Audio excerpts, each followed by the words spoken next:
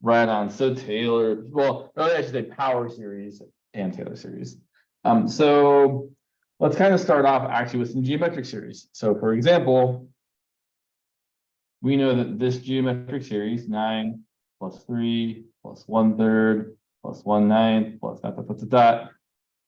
You could totally tell me what that adds up to, because we can see that, well, first of all, this geometric series, it is geometric. And what's the ratio of this geometric series? Oh, I missed a term, sorry. There's one there, apologies. Now what's the ratio of this geometric series?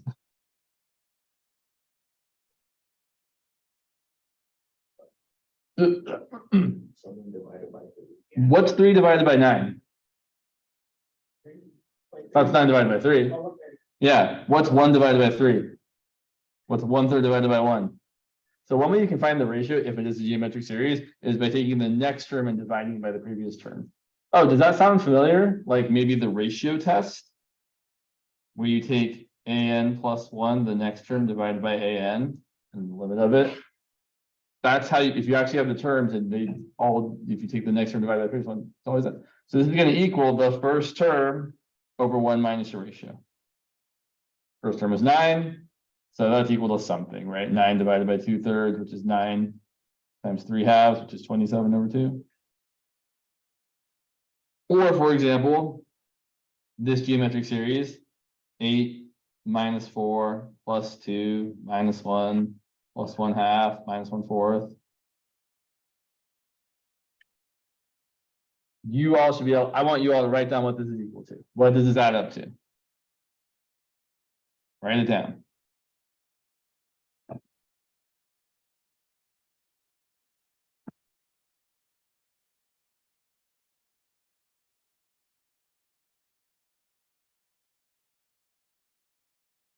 This is Jeopardy music. 2 more seconds.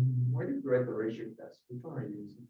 I just wrote the ratio test to kind of make the connection between the ratio test. I wasn't actually using it, but I was just pointing out that the ratio test is you're taking the ratio of the next term divided by the previous term. And if you look at a geometric series, that's also how we see the ratio. It is the next term divided by the previous term. Next term, previous term. So here you can do the same thing. So here, my first term is obviously 8. And everybody should be able to tell me that my ratio is what negative number? Negative 1/2. 1 minus negative 1/2. That's 8 divided by 3/2, which is 8 times 2/3, which is 16/3. Cool. Okay, but here's a more interesting question. What if I want a series? I want a series that adds up to 10.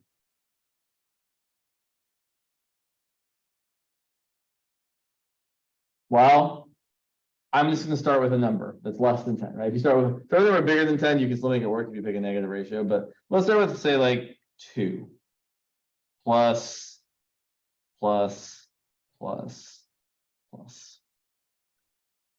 Well, I know that if it's a convergent geometric series, then it's going to add up to the first term over 1 minus the ratio. So I'm just going to call R. So to make this work, I want that to equal to 10. Right, that's my goal. Well, I can certainly do the math and solve for R here. We multiply both sides by 1 minus R. 2 equals 10 times 1 minus R. Distribute. 2 equals 10 minus 10R. Subtract 10, negative 8 equals negative 10R. R equals 8 over 10 or 4 over 5. So then I can fill in the terms, not that I really need to, but I can fill in the terms like, oh, well, 2 times 4/5 is 8/5. 8/5 times 4/5 is 32/25. And 32/25 times 4/5 is 128 125. And so on and so on. Every time is multiplying by another 4 over 5. So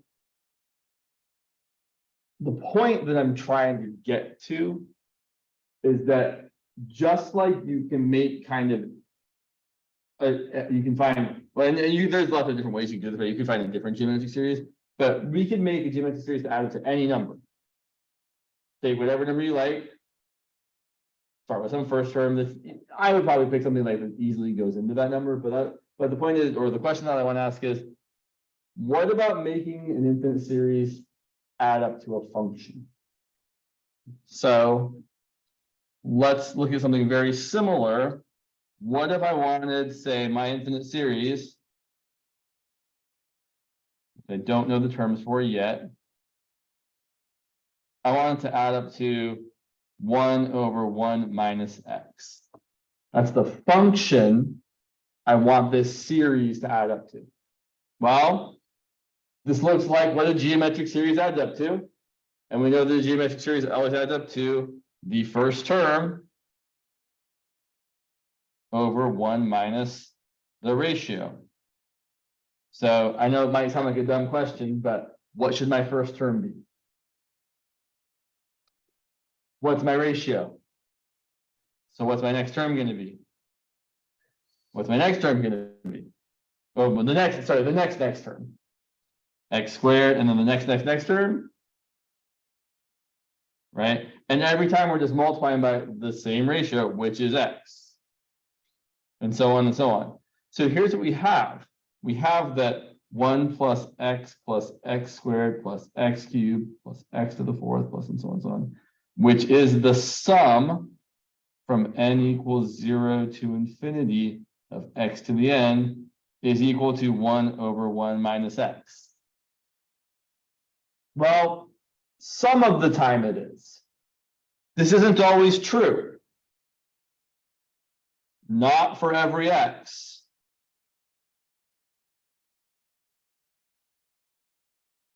As a counterexample, and I'll just point out, what if x was equal to 2? Does 2 plus 4 plus 8 plus 16 plus 2 to the fifth plus so on and so on, does that add up to 1 over 1 minus 2? I don't think so. Right? I mean, all like bigger. This is adding to infinity over here. This is adding up to negative 1/2 of here. I will say a quick aside here. There are some weird branches of mathematics that actually deal with this problem about how if you let x be something that where this doesn't converge, you still get weird, interesting things happening.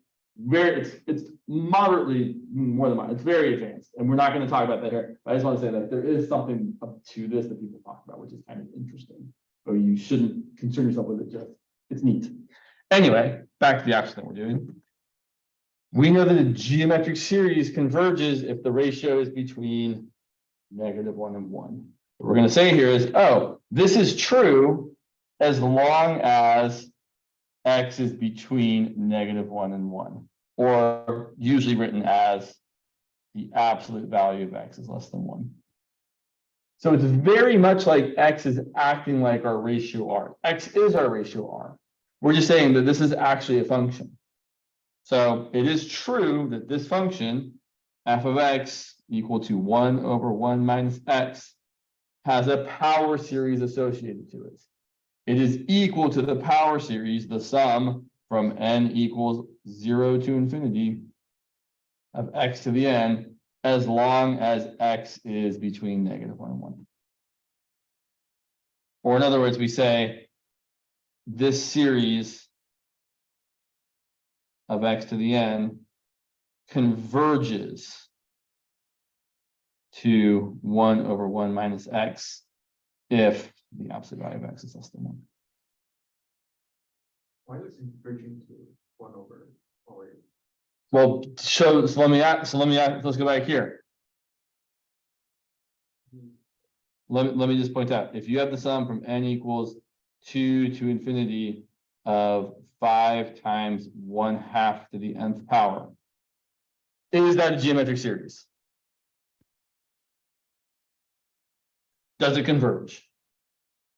What does it converge to? No, 1/2 is the ratio. This converges to, well, what's the general thing I always say? The geometric series converges to the what goes on top? First term divided by Right. So I would say this equals, or what I really want to write is this converges to the first term, 5 times 1/2 squared over 1 minus 1/2. Just like this converges to the first term over 1 minus the ratio. Okay. So this is where we're starting with power series. And that power series, we can find power series for lots of functions. And a lot of them are going to look like geometric series. So let's look at another example. Let's say I want to find the geometric series for the following function. F of x equal to x over 1 minus x cubed. And I want to point out, this still looks like what a geometric series adds up to. This looks like a first term over a 1 minus a ratio. And so I'm going to start writing out terms, because that's actually an easier way to do it. So I'm going to say, well, great, I know the first term is x. What should the next term be if my ratio is x cubed? X what? So what do you do? So if you know the ratio and you know a term, what do you do to get to the next term? Multiply by the ratio. What's x times x to the third? X to the fourth. What's x to the fourth times x to the third? And then every subsequent term is just going to have 3 higher power. So the next one's going to be x to the 10th, then x to the 13th, and so on and so on and so on. And if we need to, although we don't always need to, we can write this as an infinite sum. I can definitely find the pattern for this. It's equal to the sum from, well, there's a lot of ways to write it. I would probably write it as the sum from n equals, what would I write it as actually? I don't know. N equals 0 to infinity of x times x to the 3n power. Or more easily, x to the 3n plus 1. But that works. Because if n is 0, you get x to the first. If n is 1, you get x to the fourth. If n is 2, you get x to the seventh, and so on and so on and so on forever and ever. Okay. Now, just like the previous one, this only converges. This converges if our ratio is between -1 and 1. Or as I like to write, the absolute value of our ratio is less than 1. But if x cubed is less than 1, x has to be less than 1. So this translates to just being same as absolute value of x being less than 1.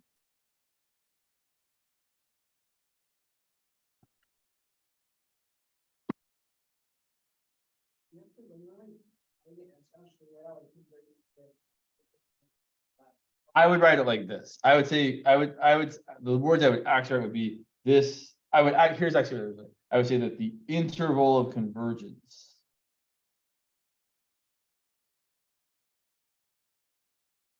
is, there's a lot of ways to write it. I would probably write it as the absolute value of x less than 1. But you could also write it as literally the interval parentheses -1 to +1. It's another fine way of writing it.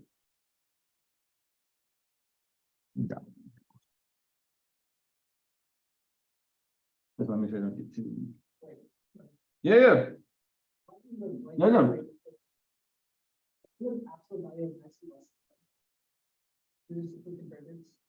So what would happen if the absolute value of x wasn't less than 1? Like, what if x was equal to 2? That's my usual 2. Does 2 plus 2 to the 4th plus 2 to the 7th plus 2 to the 10th plus 2 to the 13th, the numbers are getting bigger and bigger and bigger and bigger and bigger, add up to 2 over 1 minus 2 cubed? No. So the problem is there are only specific values of x where this infinite sum actually adds up to the geometric sum formula that it's going to add up to. So, So usually when I think about this kind of thing, if I'm trying to find a geometric series or a power series for a given expression, I'm usually trying to make it look like a first term over 1 minus something. So let me give you another example. Let's say I wanted to find the geometric series for, or I shouldn't say geometric series. I should really say find the power series. Because that's what we're actually finding when it's a function of x as opposed to just numbers. So let's find the power series for f of x equal to x squared over 1 plus x. And now things look a little different. I would really like for this to be my first term over 1 minus my ratio. Well, I can make that happen if I'm a little creative. I can rewrite this as x squared over 1 minus x.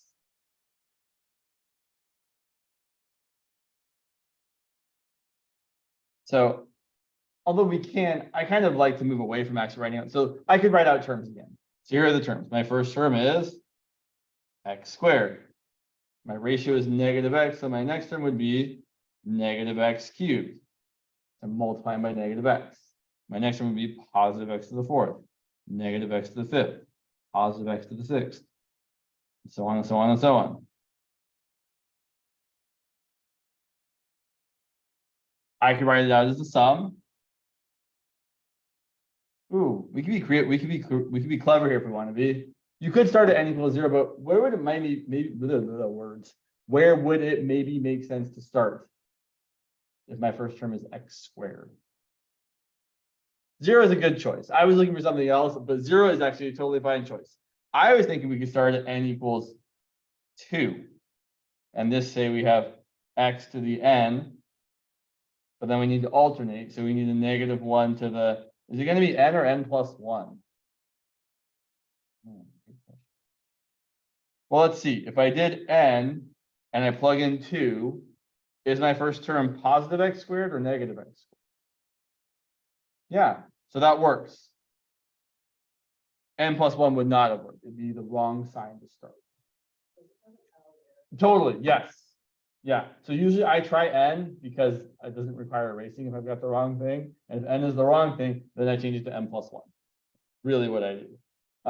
But I will also say, we also could have written this as the sum from n equals 0 to infinity, there, of x to the n plus 2 times negative 1 to the n. And that would also work just fine. You're still starting at the right term, right? Your first term is going to be x squared. Your next term is going to be negative x cubed. Your next term is going to be positive x to the fourth. Okay. And once again, the interval of convergence here, well, interval of convergence, our ratio is still, well, it's actually negative x, I guess. So we want our ratio, negative x, to be between 1 and negative 1. Well, that's the same as x being between 1 and negative 1.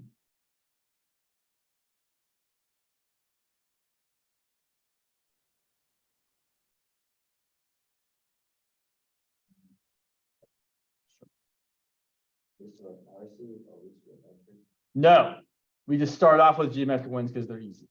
We're about to see some that are definitely not going to be geometric. So the thing is that, yeah, it's not always easy to find what they actually add up to. So let's look at an example that looks a little bit different. Let's say we have the following power series. The sum from n equals 1 to infinity of x minus 5 to the nth power over n plus 7 times 3 to the n. So I want to point out this is definitely not geometric. And what's keeping it from being geometric is really the n plus 7 there. We could also write out terms just to kind of see. If I write out, excuse me, oh my goodness. Route terms, my first term is going to be x minus 5 over 8 times 3. And my next term is going to be x minus 5 squared over 9 times 3 squared. And my next term is going to be x minus 5 cubed over 10 times 3 cubed. This part I'm about to circle or put in like a weird little bubble, this part would be geometric all on its own. But the problem is there's also this 1/8 and 1/9 and 1/10. And that means we're not having the same ratio every time we multiply to the next thing.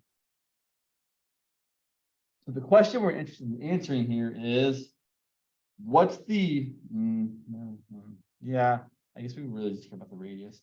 What's the radius of convergence for this series? Well, what's the radius of convergence in general? I suppose is a better question to first answer before I ask you a specific question. So let me go back to these previous 3 examples and tell you what the radius is. Radii are, I don't know what the radius of each of them is. So this one here, where, well, in fact, all of them, because they're literally all have the same interval of convergence. Each of them have an interval that goes from -1 to 1. And that length is how much if you go from -1 to 1? How long is that? 2. And I would say that 2 is the diameter of convergence. It is how long the interval is. And so the radius of convergence is half of that, 1, exactly.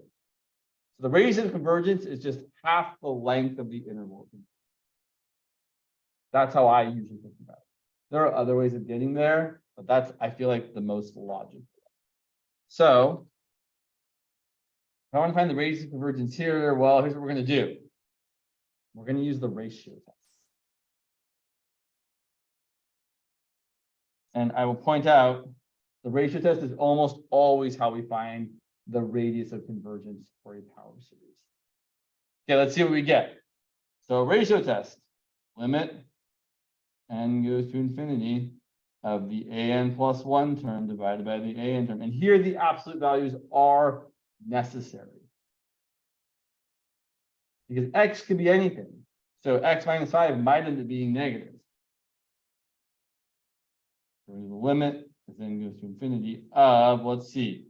So my an plus 1 term is going to be x minus 5 to the n plus 1 divided by n plus 1 plus 7, which is n plus 8 times 3 to the n plus 1.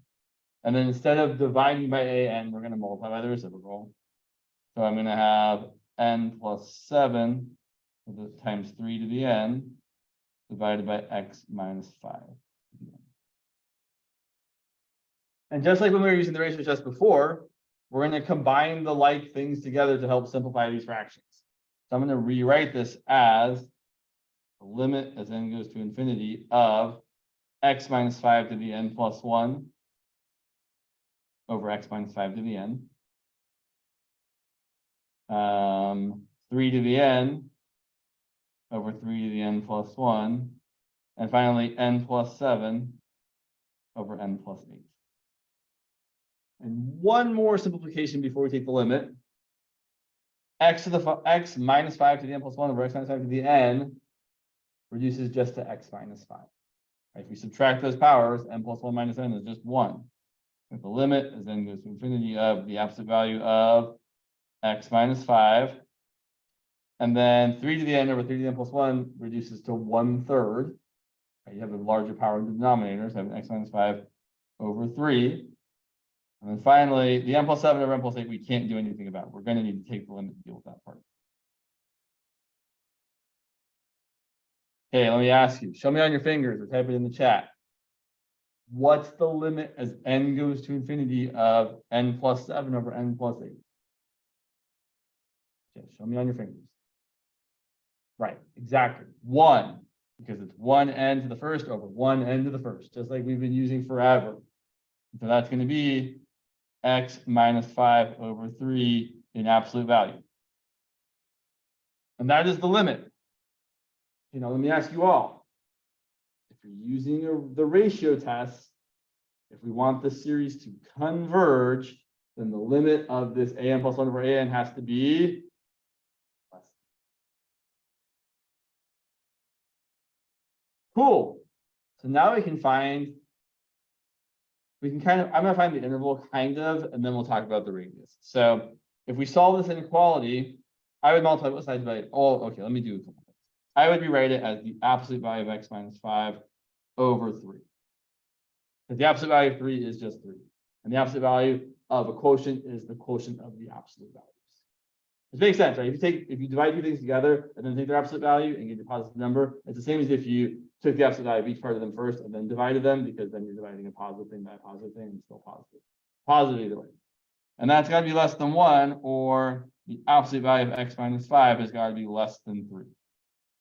I will mention right now that that is going to be our radius of convergence.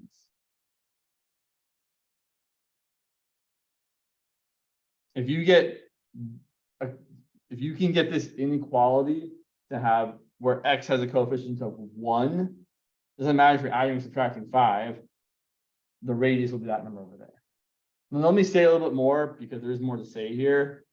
If we actually solve this inequality, we have x minus 5 is less than 3 is bigger than negative 3. If we add 5 to each part of this inequality, we get 2 less than x less than 8. So the diameter of convergence, which I know is a weird thing, nobody ever actually says that, but the diameter of convergence is equal to 8 minus 2, which is 6. So the radius has got to be half that, which is 3. The interval of convergence here, well, the problem here is that this is the thing we don't really actually cover in this class. And I kind of want to talk about it, but we don't really cover it because technically to talk about the interval of convergence, you would have to check the endpoints, which we're not going to do because it requires the alternating series test, which we haven't learned.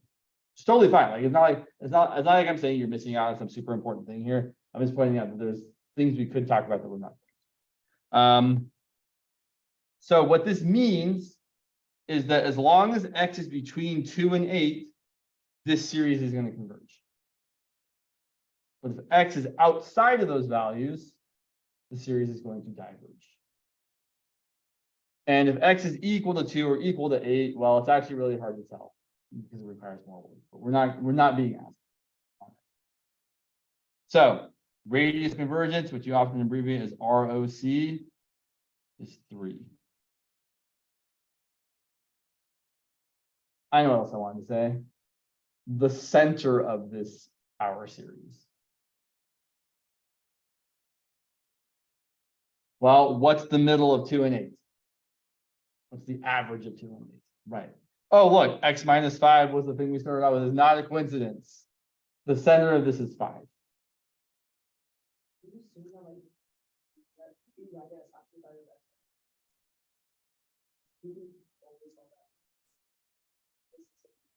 Right, as long as you can get a 1x minus or plus whatever. Right, if I got to somewhere where I had, like, for example, I don't know, let's say I did all the work and I got to the absolute value of 2x minus 9 is less than 5.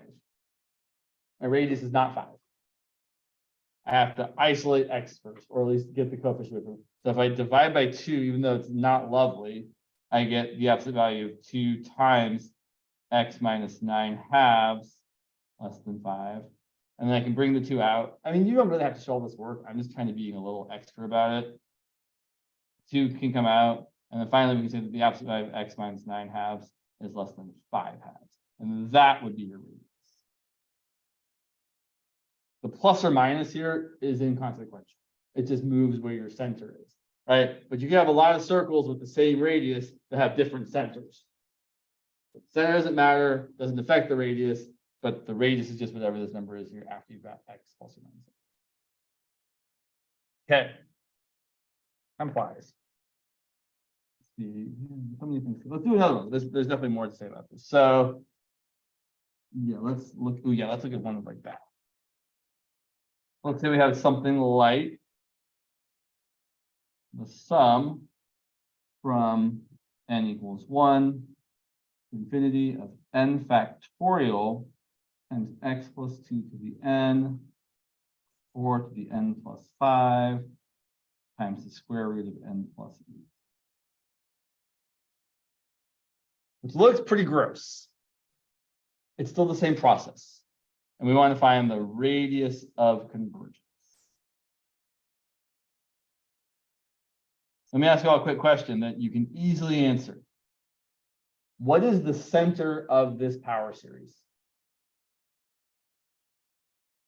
So close. No, he was much closer. So let's go look at the previous one. So in the previous one, I had x minus 5 to the n, and the center was positive 5. So in this one, I have, right, the center is negative. The center is whatever value you can plug in for x that makes that part 0. No, so it's only for plugging in for x. I don't see any other x's there. So x is the variable, n is just an index. So yes, the center is x equal to -2. Another way of saying this is the center is the only place where you are guaranteed for the series to converge without doing any work. Because if x equals -2, then you're adding up 0 plus 0 plus 0 plus 0 plus 0 an infinite number of times. If x is -2. And the other value of x, no guarantees until we actually do some work. So let's do the work. Let's do the ratio test. Limit n goes to infinity. Oof. Okay, it's going to be a big old mess here. Let's see. I've got n plus 1 factorial times x plus 2 to the n plus 1 over 4 to the n plus 1 plus 5 is n plus 6 times the square root of n plus 1 plus 8 is n plus 9. And then flip and multiply. So then we've got 4 to the n plus 5 times the square root of n plus 8 over n factorial times x plus 2 to the n. And just like in the previous problem, we're going to combine all the like things together. That's always how you do it. You're always putting the similar pieces together. So we're going to get the limit, n goes to infinity, absolute value, n plus 1 factorial over n factorial, x plus 2 to the n plus 1 over x plus 2 to the n, 4 to the n plus 5 over 4 to the n plus 6, square root of n plus 8 over square root of n plus 9. And then we simplify. Okay, so this is going to come up often enough that I really want you to just be able to see it and know it. You maybe already do. What is n plus 1 factorial divided by n factorial going to end up equaling? Awesome. Good. And if it was flipped, it was n factorial. In fact, let's write it down. N factorial over n plus 1 factorial. Right. Exactly. That's going to come up frequently. Get used to seeing, or maybe not frequently. It'll probably come up frequently if I was. So then we're going to get the limit as n goes to infinity of the absolute value of n plus 1 times x plus 2 to the n plus 1, the rest plus 2 to the n. Once again, just leaves us with x plus 2. 4 to the n plus 5 over 4 to the n plus 6 is going to leave us with a 4 in the denominator. And I would certainly put the square root of n plus 8 over the square root of n plus 9. I would rewrite that as the square root of n plus 8 over n plus 9. That is a totally valid move. You have two things to the same power, you can multiply or divide them first and then have them to whatever that power is. All right, now we take the limit. Oh no. Oh no. So here's how I'm saying, oh no. This part's going to go to 1.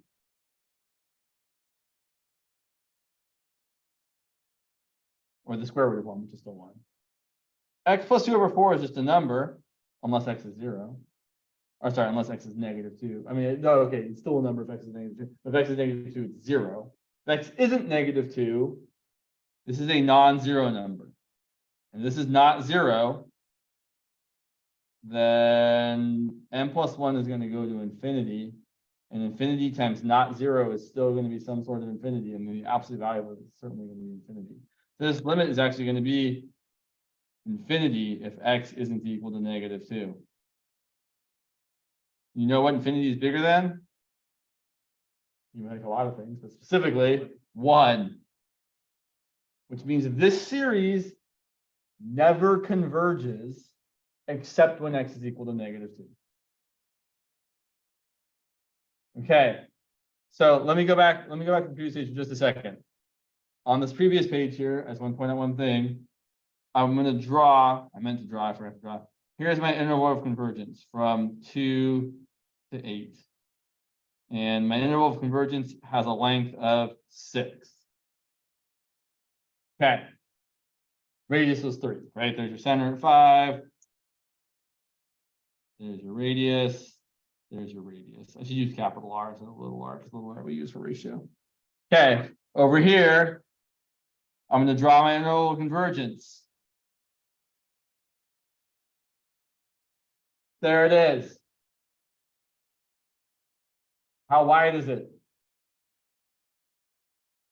How long is that interval? Does a point have any length? No. The length of this interval is 0. And the radius of convergence is 0. So if your power series converges for a single point, which is the center, then the radius of convergence is 0 long. Okay. Yeah. So if our power series only converges at the one point, only converges at the center,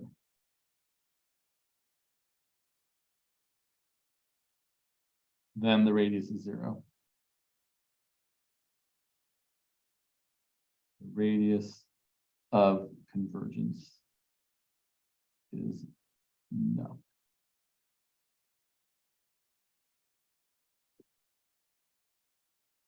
Yeah, let's do this one. Okay. Look at another one. We got time. Yeah, we got time. Let's look at something like, that's fun.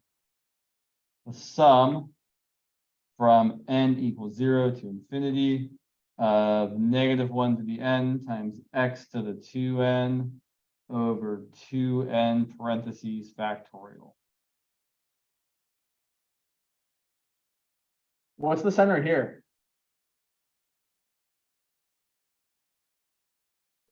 Yeah, it is 0. Right? You could write this, although we don't, but you could write this as the sum from n equals 0 to infinity of -1 to the n times x minus 0 to the 2n if you really wanted to.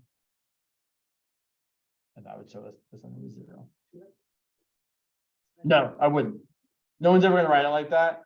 But so if you just see x to the n or x to the something times n, we know that it will. Here's another way you could say it. If you, 1 second, if you plug in 0 for x, does the whole thing become 0? Well, I mean, yeah, 0 times something divided by something is going to be 0.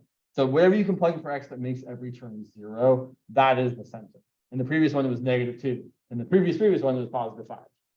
And there was a question. So it's not so much that I crossed out the radical in the last one. It's that I said that and maybe I didn't do a very good job explaining it. I was noting that the limit of this part is going to be 1. So I'm not really crossing out the radical. I'm saying n plus 8 over n plus 9, just like in the previous one. The limit of that is 1 because you have 1 n to the first over 1 n to the first. And then the square root of 1 is 1. Yeah.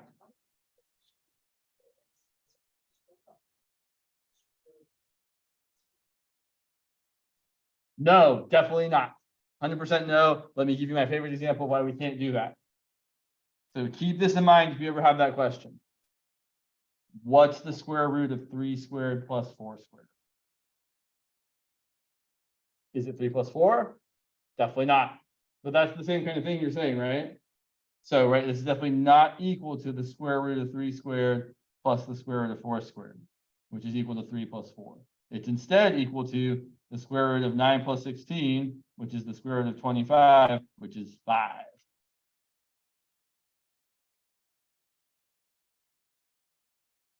Okay, good question. Okay, so back to the one we were doing. So looking at this one, again, ratio test always, so if anyone ever says, find the radius of convergence, you should think, oh, I heard the word radius of convergence, I'm gonna do the ratio test. So literally should be always connected in your mind. Yeah, there is another test, but we didn't talk about it, so yeah. Radius of convergence means use the ratio test. Limit n goes to infinity of, okay, -1 to the n plus 1. We gotta be a little extra careful here because I got some 2 times n. Somehow x to the 2 times parentheses n plus 1 over, I'm in parentheses 2 times parentheses n plus 1, close them, and then factorial. Gross. That's going to be a 2n plus 2 factorial. Okay, that's fine. We can deal with it. And then times the reciprocal of that. 2n factorial over -1 to the n times x to the 2n. Here's what I would say about these ones that have a -1 to the n or -1 to the n plus 1. The absolute value is going to completely negate that. It doesn't matter if -1 to the n plus 1 or -1 to the n is -1 or +1. At the end of the day, I'm going to take the absolute value of it and it's going to be +1. So I'm just going to not write that term in the next part because I don't want to deal with it. It's more writing and I don't need to write it. So I'm going to rewrite this as the limit then goes to infinity of x to the 2n plus 2 over x to the 2n times 2n factorial over 2n plus 2 factorial. Okay, this one's a little harder. We simplify this. X to the 2n plus 2 over x to the 2n is just x squared. And 2n factorial over 2n plus 2 factorial. Well, let's see. The bigger thing is on the top or on the bottom? Right. So wherever the bigger thing lives is where you're going to end up with leftover terms. So we're going to get terms on the bottom. How many terms on the bottom? Not one. So we're going to get 2. So here's how I would look at it. It's whatever the difference is between those 2 terms. Right? When you did n factorial over n plus 1 factorial, you got 1 over n plus 1. And the difference between n and n plus 1 is just 1. Here, the difference between 2n plus 2 and 2n, well, if you subtract them, 2n plus 2 minus 2n is just 2. So the difference is 2, and those are the 2 terms we're going to get. We're going to get the 2n plus 2 term and the 2n plus 1 term. And then the rest of the terms, 2n, 2n minus 1, 2n minus 2, et cetera, are all going to cancel out with the 2n factorial up on top.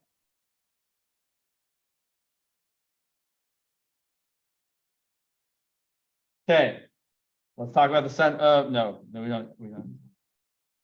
So here's what you have to remember: the x is just a real number, or at least representing a real number. Or what I really want to say is x can't be infinity, but n is going to infinity. So if you take some, well, in fact, let's be smart. I'm trying to be silly about this.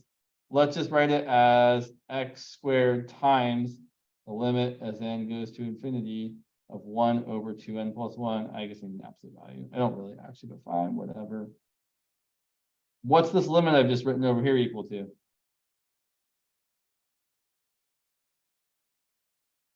Definitely. So you're getting the absolute value of x squared times 0. And x is any real number, and any real number times 0. Still 0. 0 is definitely less than 1. Here's what this is saying. This is saying whatever value of x you pick, the limit of the ratio test is going to be 0. Or in other words, for whatever value of x we pick,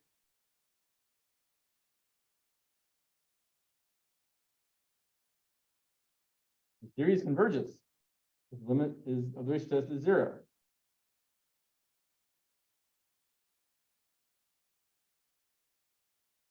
So here is our interval of convergence. The interval of convergence is all real numbers.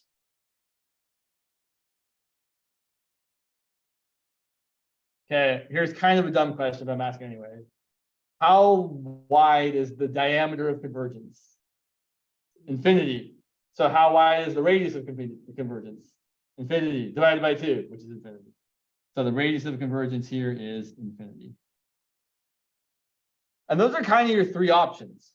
Your radius can either be infinity like in this problem, 0 like in the previous problem, or some actual real number, if not 0, like in the first problem.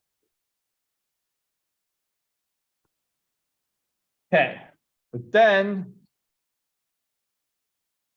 there are some series that can't be expressed as a nice geometric series kind of thing. These ones actually are kind of in there, but how much time? Sure. So what we're going to move to next time on Wednesday when we meet next, because we don't have class on Monday because you have a 3-day weekend. Class on Monday. We're going to start talking about Taylor / Maclaurin series. Maclaurin series is just like, it's just when the center is 0. Taylor series is any center, 2, 3, -5, whatever. Maclaurin is like, oh, 0 is important. I'm gonna grab that one. But so yeah, when someone says Taylor Maclaurin series, you can think of it. So here's the idea.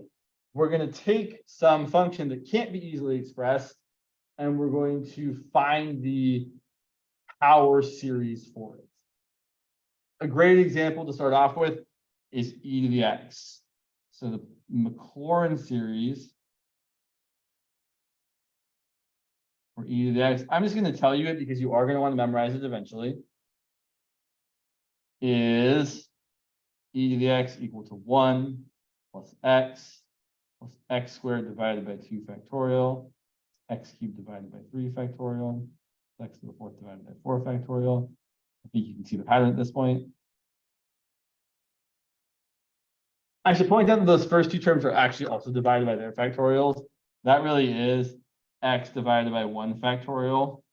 And that really is 1 divided by 0 factorial. 0 factorial is defined to be equal to 1. In case you didn't know, it is. So the pattern here really is the sum from n equals 0 to infinity of x to the n divided by n factorial. But the more important question is, how do we find this? Well, there's a whole kind of formula that works, and the formula is the following.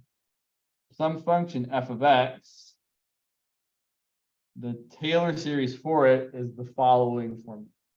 It's going to be f of a plus f prime of a times x minus a plus f double prime of a times x minus a squared divided by 2 factorial plus f triple prime of a divided by 3 factorial times x minus a cubed.